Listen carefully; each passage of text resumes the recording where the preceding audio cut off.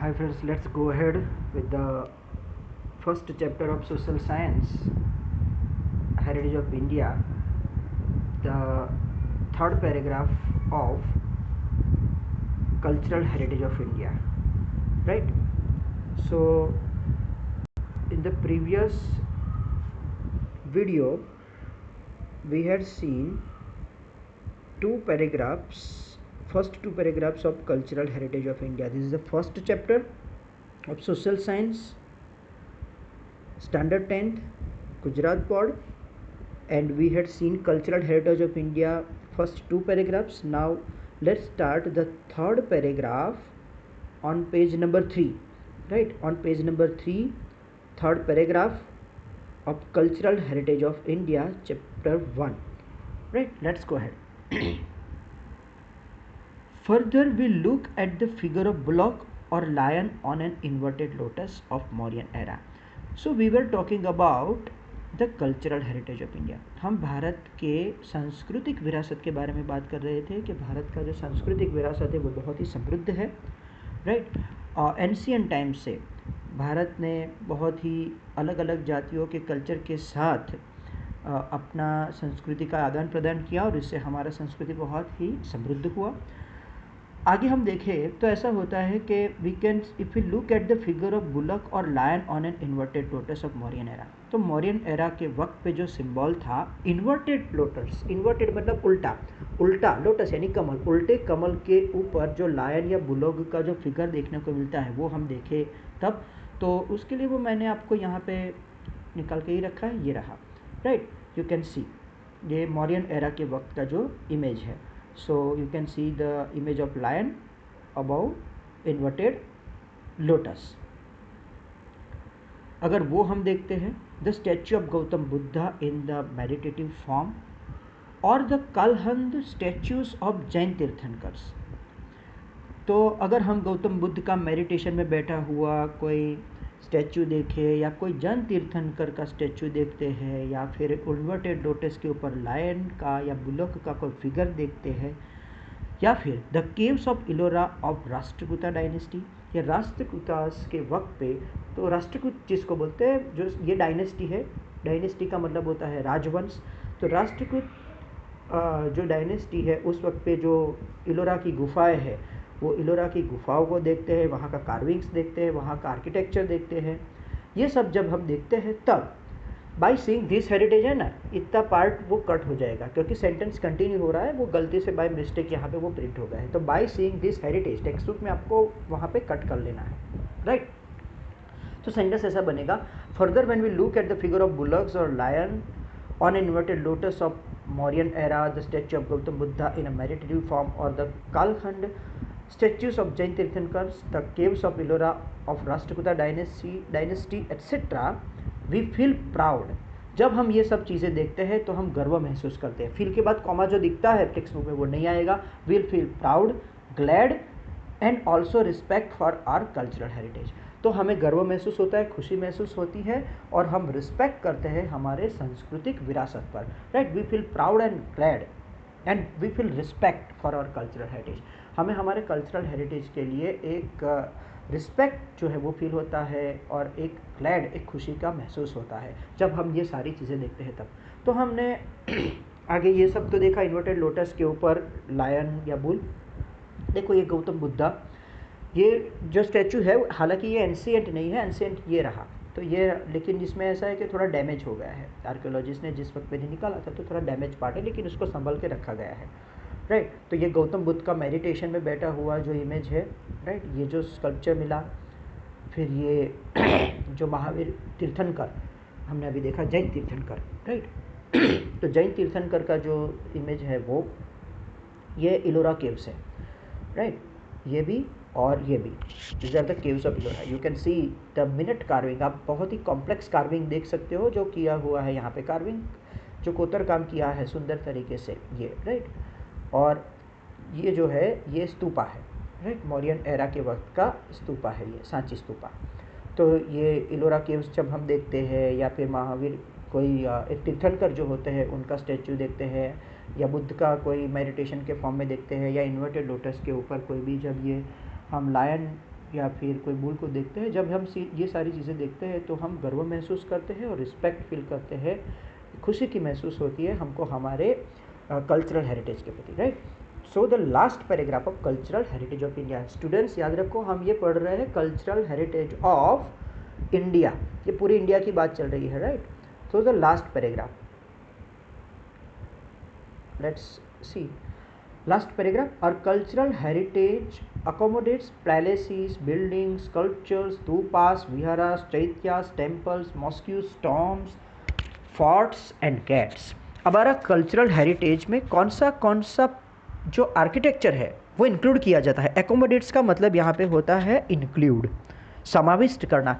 हमारा सांस्कृतिक विरासत जो है वो समाविष्ट करता है किस किस चीज़ों को, पैलेसेस, महलों को, बिल्डिंग्स, कोई इमारत हो, स्कल्पचर्स यानी कोई भी मूर्ति हो, कोई इमेज हो, स्तूपा मैंने अभी आपको दिखाया था, वो क्या है उसका डेफिनेशन में मैं आपको समझा रहा हूँ, राइट। तो स्तूपास है, ये बुद्धिस्ट आर्किटेक्चर है स्तूपा।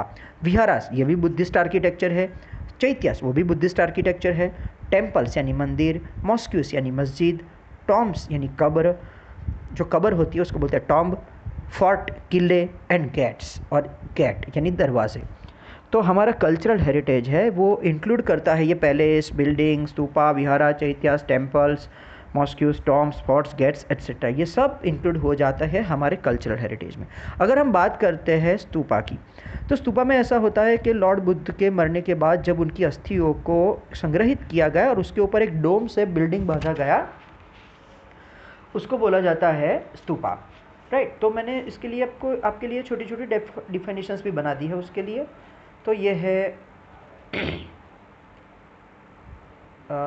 स्कल्पचर के बाद ये रहा stupa. An oval shaped construction under which the remains of Lord Buddha's body were kept in a box is known as stupa. अभी समझाया मैंने आपको, राइट। आपके टेक्स्ट बुक में पेज नंबर 20 के ऊपर भी स्तूपा का इमेज दिया हुआ है, मैं अभी यहाँ पे भी आपको दिखाऊंगा। अभी के अभी आपको टेक्स्ट बुक में पेज घुमाने की ज़रूरत नहीं है, बाद में देख सकते हो, मैं अभी आपको यहाँ पे ही दिखाऊंगा। तो स्तूपा क्या है, एक ओवल शेप कंस्ट्रक्शन होता है और इसके अंदर, ये कंस्ट्रक्शन के अंदर लॉर्ड बुद्ध की जो अस्थियाँ है उसको संभाल के रखा गया है, राइट। उसके बाद विहारास, विहारा क्या है, दे आर बुद्धिस्ट टेम्पल्स और मोनेस्टरीज वेयर मॉन्क्स और नन्स यूज्ड टू लिव। तो विहारा है वो बुद्धिस्ट टेम्पल या मोनेस्टरी है, तो जिसको बोलते हैं कोई बुद्ध का मंदिर होता है, या बुद्ध की मोनेस्टरी, मोनेस्टरी यानी मठ, जहाँ पे साधु या साध्वी, मॉन्क यानी साधु, बुद्धिस्ट साधु को बोलते हैं मॉन्क, नन यानी साध्वी, ये फीमेल जेंडर है मॉन्क का। तो जहाँ साधु या साध्वी, बुद्धिस्ट साधु या बुद्धिस्ट साध्वी जहाँ पे रहते थे उसको बोला जाता था विहारास। चैत्या जो है वो असेंबली हॉल है या प्रेयर हॉल है, कोई बुद्धिस्ट टेम्पल के अंदर या स्तूपा के अंदर। तो स्तूपा या बुद्धिस्ट टेम्पल के अंदर जो असेंबली हॉल या प्रेयर हॉल होता है उसको बोलते हैं चैत्यास, राइट। विहारास यानी जहाँ पे साधु साध्वी रहते थे वो पार्ट बुद्धिस्ट टेम्पल का, या फिर कोई मोनेस्टरी जहाँ पे बुद्धिस्ट साधु साध्वी रहते थे, या कोई बुद्धिस्ट मंदिर, उसको बोलते थे विहारास। स्तूपा अभी मैंने समझाया। कभी कभी भगवान बुद्ध के बाद उनके जो अनुयायी थे, फॉलोअर्स, वो फॉलोअर्स के अस्थियों को भी बॉक्स में रखकर उसके ऊपर भी स्तूपा बनाए गए हैं, क्योंकि इंडिया में कई सारे स्तूपा से, तो सारे स्तूपा जो वो बुद्धिस्ट रैलिक्स के नहीं, उनके फॉलोअर्स के जो रैलिक्स थे उनको संभाल के भी बनाए गए हैं, right. Now let's see those images, ये देखते हैं, मैंने आपको बताया था अभी, राइट। तो ये रहा stupa, this is the stupa of Sanchi, very famous, right. ये पेज नंबर 20 पे दिया भी है। ये जो है, राइट, ये है चैत्यास, इसको बोलते हैं चैत्य, और ये है विहारा, यहाँ पे बुद्धिस्ट मॉन्क्स या नन्स रहते भी थे, और ये बुद्धिस्ट टेम्पल भी आप कह सकते हो, दोनों के लिए इस्तेमाल किए जाते थे, राइट। नाउ लेट्स गो है। सो हमारा कल्चरल हेरिटेज क्या क्या इंक्लूड करता है, लेकिन ये इंक्लूड करता है कि इसमें आर्किटेक्चर में, क्योंकि हम लिटरेचर में जाएंगे तो अलग इंक्लूजन होगा, आर्ट में जाएंगे, दूसरे आर्ट में, पेंटिंग में तो भी अलग इंक्लूड होगा, क्ले आर्ट में जाएंगे तो भी, ये आर्किटेक्चर में खास करके लिया गया है, ये आपको याद रखना है, right. So next part, even historic places of our freedom movement like Sabarmati Ashram, Dandi, Bardoli, Wardha, Shanti Niketan, Delhi, etc. can also be considered as a part of our cultural heritage। अब ऐसा नहीं है कि सिर्फ प्राचीन समय में जो बांधे गए हैं वो, लेकिन हमारे जो ऐतिहासिक स्थल है, वो ऐतिहासिक प्लेसेस, साबरमती आश्रम, दांडी, बारडोली, वर्धा, शांति निकेतन दिल्ली, ये सब जो एरिया है उसको भी कल्चरल हेरिटेज का पार्ट माना जाता है। बिसाइड्स उसके अलावा language, script, discovery of zero, mathematics, calendar, astronomy, ion, literature. Ion का मतलब यहाँ पे आयन का जो इस्तेमाल हुआ, राइट, आयन का मतलब सिर्फ लोखंड होता है, लेकिन आयन का जिस तरह से यूज़ करने लगे अलग अलग पार्ट्स बनाने के लिए, अलग अलग औजार बनाने के लिए, या तो फिर कुछ इमेजेस या आइडल बनाने के लिए, मेटलर्जी जिसको बोलते हैं, मेटल में हमने जो डेवलपमेंट किया वो, लिटरेचर, रिलीजियन, युद्ध शास्त्र, chariot, political science, zoology, botany, वास्तुशास्त्र, religion, republic, judiciary, legislation, environment protection etcetera are the important discoveries of India. तो भारत की ये सब खोज है।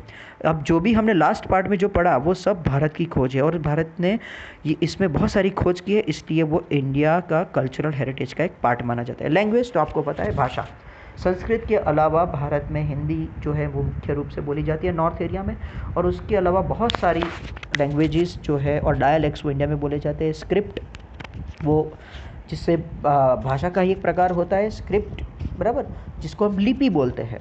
डिस्कवरी ऑफ ज़ीरो, ज़ीरो की डिस्कवरी इंडिया में हुई आर्यभट्ट के द्वारा। मैथमेटिक्स है, कैलेंडर है, एस्ट्रोनॉमी का मतलब होता है स्पेस साइंस। आयन का मैंने अभी समझाया कि आयन का इस्तेमाल जिस तरह से इंडिया में किया गया और बढ़ाया गया। लिटरेचर यानी साहित्य, रिलीजन यानी धर्म, युद्ध शास्त्र, चैरियट यानी रथ, पॉलिटिकल साइंस यानी राज्यशास्त्र, जूलॉजी, बॉटनी, जूलॉजी में जो है वो एनिमल्स के ऊपर रिसर्च करके उसके बारे में पढ़ा जाता है, राइट। और बॉटनी है वनस्पति शास्त्र, वास्तुशास्त्र, religion, republic, judiciary, legislation, law making को बोलते हैं लेजिस्लेशन, राइट, मतलब लॉ एंड लॉ, जुडिशरी मतलब न्यायालय, एनवायरमेंट प्रोटेक्शन, इन सब में बहुत डिस्कवरी की है इंडिया ने, और इसीलिए ये सब इंडिया के कल्चरल हेरिटेज का ही पार्ट माना जाता है। So students, here is the end of cultural heritage of India. ये जो कल्चरल हेरिटेज ऑफ इंडिया जो हमने देखा उसका एंड है। अभी नेक्स्ट वीडियो में हम इसी में आगे बढ़ेंगे with the new part of cultural heritage of Gujarat. अब इसमें आता है cultural heritage of Gujarat, right. उसमें हम गुजरात का जो कल्चरल हेरिटेज है उसके बारे में पढ़ेंगे। Okay, thank you.